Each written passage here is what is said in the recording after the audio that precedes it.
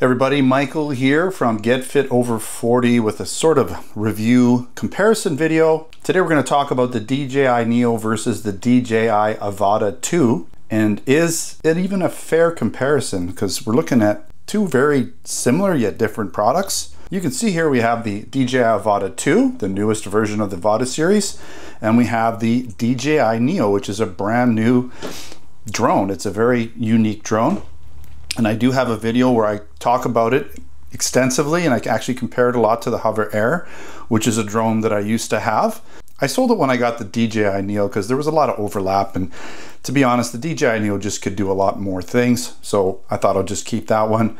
I also previously owned the DJI Avata 1, which of course there's tons of videos online, you can check out the differences, but obviously version 2 is an improvement in many ways. The price point isn't that different, so if you're considering buying one over the other, well, maybe if you get a really good deal on a used Avata 1, perhaps go for it. But if you're buying new, I would just say go with the DJI Avata 2. So first off, I want to mention that I'm not sponsored by DJI in any way. All of the money that's spent on these products, the buckets of money, because DJI products are not cheap, was all me. I paid for it all. I don't mind. I really enjoy drones. I enjoy tech. It's kind of something I'm into. It also allows me to bring out some content that some of you might be interested in if you're interested in drones and things like that. And because I have experience with previous versions of these, with the HoverAir, I now have experience with the DJI Neo and the Avata 2 a little bit. Just started using this guy, but it is pretty cool. I will be flying it some more, and I'm hoping to get some footage for the end of this video where I'm going to show you a little bit of the Neo footage versus the Avata 2. Not a lot, there's tons of videos out there comparing the two, but I'll just give you a quick example of kind of what to expect, at least when flying in, like using the controllers and things like that. Now, even though I'm comparing the two, this isn't really a fair shootout because the Avata 2 is really good at the one thing that it does, the FPV drone thing, whereas the DJI Neo can do a bunch of things, and it overlaps with the Avata 2, but it's not going to be nearly as good at what the Avata 2 does, because the Avata 2, it's a more expensive drone, it has better cameras, all kinds of stuff, it's faster, it's more powerful. But then the DJI Avata 2 doesn't do quite a few things that the Neo does do. So let's talk about what they can both do right now. And don't worry, I'll be showing you some of the stuff on the table in a bit here, but let's talk about what they can both do. They can both fly using the DJI Goggles 3 with your choice of either the DJI motion controller or the DJI FPV controller. So what we're talking about here, here's the Goggles 3. Okay, these are the brand new goggles, and by the way, at the moment, or the time in this video, these goggles and the Neo are the only option you have. Whereas with the Avata 2, it's been out for a while, and DJI has updated the firmware to allow for some of the older goggles to work with the DJI Avata 2, which I have the Integra ones here, which I previously owned, but unfortunately I had to buy the Goggles 3 in order to work with the DJI Neo. So hopefully DJI makes some of the older versions of the goggles compatible with the Neo. We'll see. You never know when it comes to companies like DJI. They're kind of like Apple. They have their closed ecosystem, which sometimes can be frustrating. You're also going to need some sort of a remote controller, and this is the RC Motion Controller 3. This is the this would be called the Motion Controller 3, and this is the RC FPV controller, and I believe this is version 3 as well. Now, I know this guy's more compatible with some older stuff because it's been out longer and firmware via DJI has allowed for that. We're hoping that there'll be more options with controllers and different things with the Neo, and I believe there's more that you can use. There's definitely some other FPV, or not FPV, but there's definitely some other controllers if you just want the standard drone experience that's not like an FPV experience. You can use that with the Neo as well. Now they both have GPS, which is nice because sometimes if you get out of range and you lose contact with the drone, either in the goggles or maybe the remote, then the drone will go into return to home mode. It'll fly up to a set altitude, fly back, hopefully not crash into any trees if you've got the altitude set right, or buildings, come back to you, and then at some point you'll probably get control over it again, and you can then fly on and do whatever it is you're doing. You don't have to return to home at that point, but it will return to home. Now just keep in mind that the Neo will only do the return to home thing when it's connected to a remote controller. If you're connected to your phone at this point in time, there is no return to home feature, but then you're not going to be that far away from home because with the remote you can only really go about 60 meters away. And they both can be flown in different modes. So there's something called normal mode. So when you first take off, you might start off in normal mode.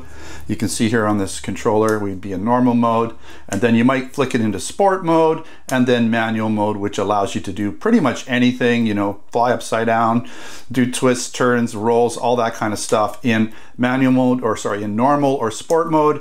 You can't do any of that. It'll only let you, you know, turn so much and roll so much and all those things, but it's an easy way to fly for beginners. Sport mode just allows you to do the same thing, but faster. And then again, flick it into manual mode. You'll have to unlock that in the software. There's basically a menu that you have to go into to allow for that, but you can do that. On the RC controller, you do have similar ways to do that. So you have this here, you've got H and M, and this basically allows you to go normal and then sport mode as well. So that allows you to do that. There is no manual control with this because there's no way you can do flips or rolls unless you're using, basically there's a special feature that allows you to do that in the software that lets you do some basic flips and rolls.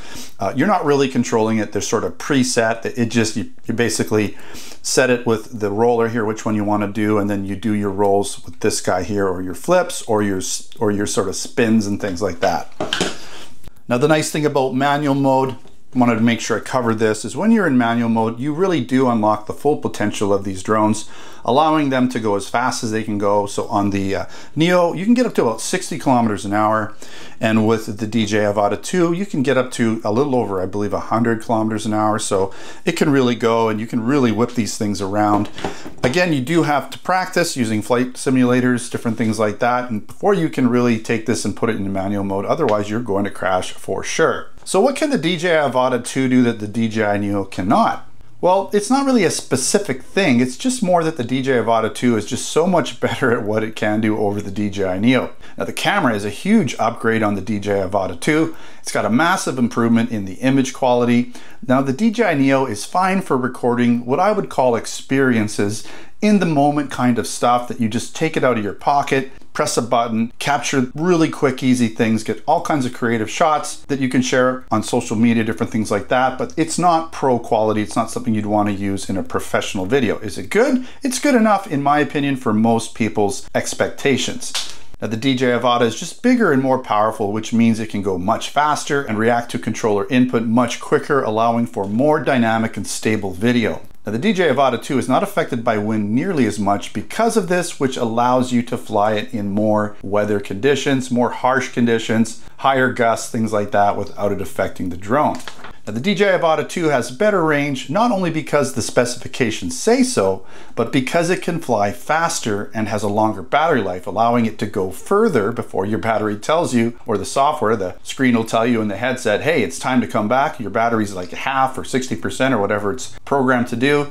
And then all of a sudden it's going to remind you to come back. Otherwise, you're going to run out of battery and not make it home. So you can just go much further because you're going faster. It's got longer battery life. And this allows you to get to locations that you may not be able to get to with the Neo because you can't physically be there. You might want to fly across a stretch of water, go to some sort of island, fly around the island and check it out. With the DJI Avata 2, you can just go further and have less stress about not having enough battery to get back. Now, what can the DJI Neo do that the DJI Avata 2 cannot? Now, the biggest difference between the Neo and the Avata 2 is the fact that the DJI Neo can fly in this autonomous mode, and it uses AI and programming to perform various flight modes by simply pushing a button on the drone and having it take off in your hand. There's no need for a controller or even your phone. Now, this is great for capturing life events as they happen with virtually no prep time involved. Just simply take the DJI Neo out of your pocket, pick a flight mode, and press a button. The DJI Neo will either zoom out,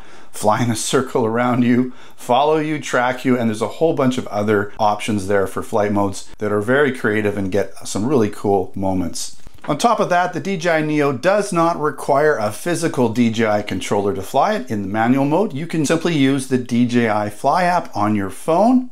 You'll be able to see the camera on your phone along with some virtual sticks that you can control, and they're actually pretty good.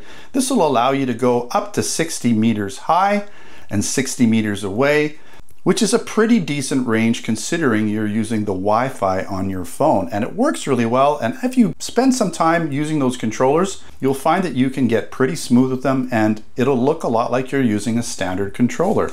Now the DJI Neo only weighs around 130 grams, which means it does not have to follow any drone regulations, so no drone license required or other limitations standard drones have to follow.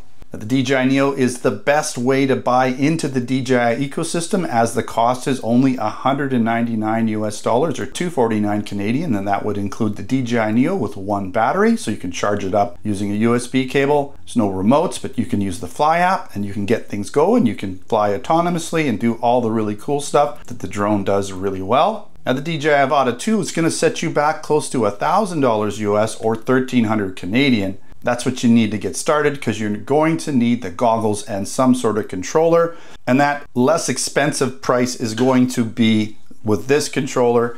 It's a much cheaper controller than the full remote by about half. So keep that in mind. If you want to go full manual, you're going to need this one. So expect to pay a little bit more. But most people are probably going to start off with the motion controller, as it's the easiest way to get going. And the experience is really fun. And there's very low stress when using this one. It's pretty cool, actually.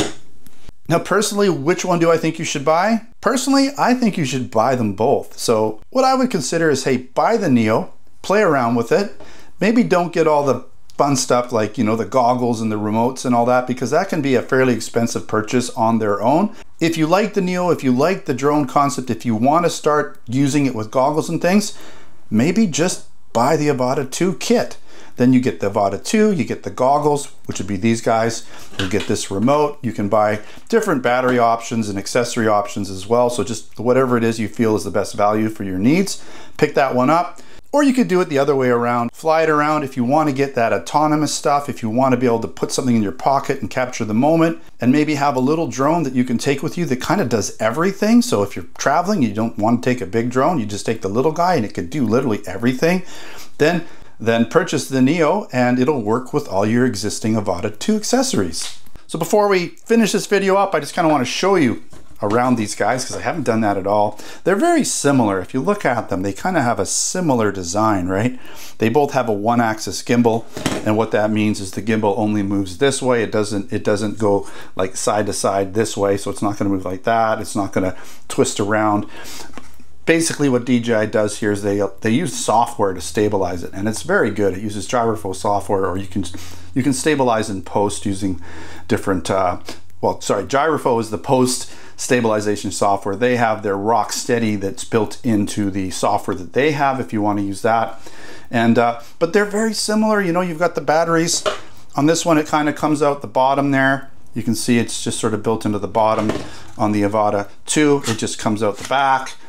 Much bigger battery, obviously, in the Avata 2. The whole battery charging systems are quite different, you know. So again, for travel and stuff, definitely the Neo's the way to go if you want to keep things compact. The Neo's the way to go if you want to be able to literally do everything, get all that autonomous stuff, be able to fly in FPV mode, be able to control it and fly it like a standard drone. You can do all of that with the Avata. It just doesn't do it as, you know, dynamically as the Avata 2. The Avata 2 is just a beast.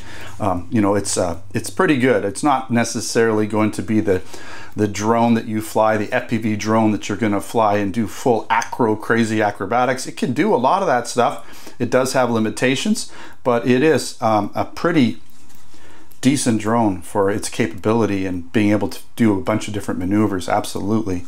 Okay, so again, totally different size drones. This guy is, again, 130 grams, and this one is just under 400 grams, I believe, so almost 4 times the size. Now, I'm not sure if I might as well show you these goggles. So the difference between the Goggles 3 and the Integra, I'll just go over some of the basic stuff, is the Goggles 3 have this little head thing that takes the weight off the glasses themselves, so they're not pushing on your face so much. It's got a different type of sort of a rubberized thing instead of this harder kind of thing that pushes up against your face. They both have similar size screens. The screens look about the same inside. This one has little lenses here, so you can actually do this double tap thing on the side. I believe it's this side here. You double tap it and you can do a pass-through experience, and you can see, so you don't have to push your goggles up. Now the field of view is very limited, but it's good enough to kind of get an idea of what's in front of you, and you can even do it and have it use both lenses or both cameras and actually give you a 3D effect if you want. So that's really cool. couple other things to mention about the Goggles 3 is that they can do this Wi-Fi mode where if you're running the DJI app on your iPhone or your Android phone, you can literally stream the signal, the video feed that you're seeing from the camera on your drone to the DJI app over Wi-Fi, and the other person can watch it. So you could even have like 3-4 friends with the DJI apps open on their phones, and they can be watching what's going on in your goggles. So that's a really cool thing that the DJI Goggles 3 pretty much only allows you to do. There's a couple other things, I'm trying to think what they are, but those are the most substantial differences between these guys. You know, here again, compatibility issues is a big problem with DJI. It always has been. I kind of have to keep these goggles because I have a few older drones that use older DJI digital systems, and the problem is this headset doesn't work with my older systems. But for now, I gotta have 2 pair of goggles to do all the things I want to do with my drones. All right, so hopefully I'm following this up with a little bit of flying that you're gonna check out at the end. I'll do just a little bit of flying around just so you can get an idea what the video looks like on both of these drones. And that way you can make a better decision what might be the best choice for you. All right, thanks for watching. Until next time, take care.